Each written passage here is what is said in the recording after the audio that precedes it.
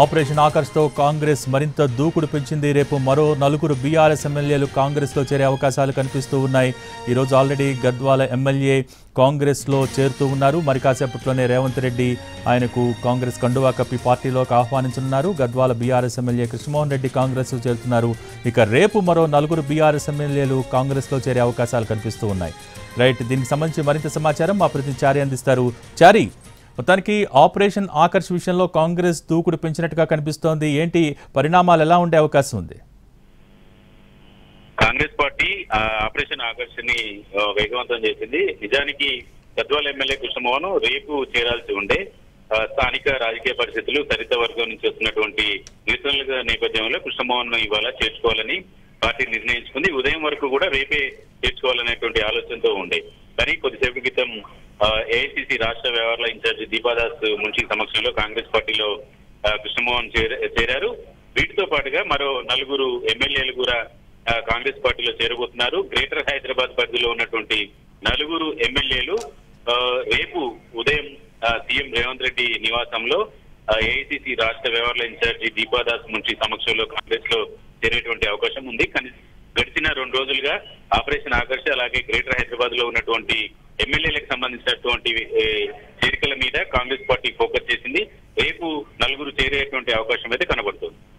Right చారి, కానీ ఈ సంఖ్య మరింత ఎక్కువగా ఉంటుందనేది కాంగ్రెస్ లో ఉన్న వాళ్ళు చెప్తున్న మాట. అటు బీఆర్ఎస్ నుంచి కూడా బుజ్జగింపులు కొనసాగుతూ ఉన్నాయి. కానీ కాంగ్రెస్ లో ఈ సంఖ్య మరింత ఎక్కువగా ఉంటుంది, జోరుగా ఉంటుందని కూడా చెప్తూ ఉన్నారు.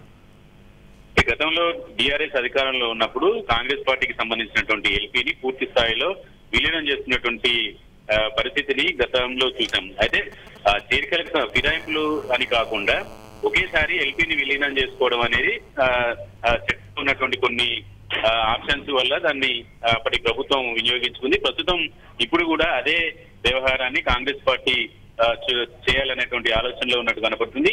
పూర్తి స్థాయిలో ఈ చేరికల సంఖ్య మరింత పెరిగేటువంటి అవకాశం ఉంది. రేపు మరికొంతమంది ఇప్పటికీ మరి ఈ చేరికలు జరిగినటువంటి ఎమ్మెల్యేలతో పాటు కాంగ్రెస్ పార్టీకి రావాలని ఉన్నటువంటి వాళ్ళందరితో కూడా కాంగ్రెస్ నాయకత్వం టచ్ లో ఉంది.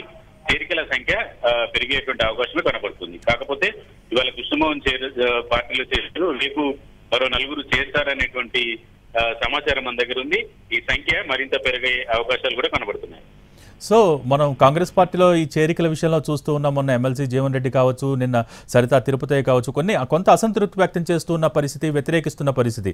సో ఇటువంటివి రాకుండా కాంగ్రెస్ పార్టీ ఎటువంటి కార్యాచరణ ప్రణాళిక సిద్ధం చేసుకుంటోంది? పార్టీకి ప్రస్తుతం ఉన్నటువంటి పరిస్థితుల్లో కాంగ్రెస్ పార్టీ చాలా వ్యూహాత్మకంగా అడుగులు వేస్తుంది. ఒకవైపు బీఆర్ఎస్ ఇప్పటికీ కూడా ఈ ప్రభుత్వం చాలా రోజులు ఉండదు, కూలిపోతుంది అని చెప్పేసి కామెంట్లు చేస్తున్నటువంటి నేపథ్యంలో ప్రభుత్వాన్ని కూలుస్తామని చెప్తున్నటువంటి వారి నుంచి ప్రభుత్వాన్ని నిలబెట్టడం ఎలాగో తెలుసు అని సీఎం రేవంత్ రెడ్డి పదే కామెంట్ చేస్తూ వచ్చినటువంటి నేపథ్యాన్ని కూడా చూసాం. ఈ పరిస్థితుల్లో కాంగ్రెస్ పార్టీ తన అసెంబ్లీలో తన సంఖ్యాబలాన్ని భారీగా పెంచుకోవాలనేటువంటి ఆలోచనలో ఉంది.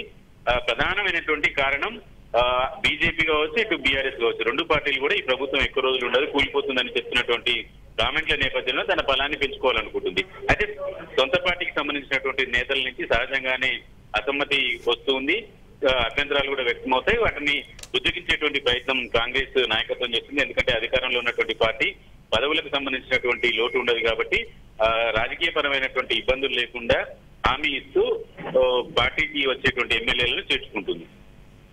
Thank you Chari.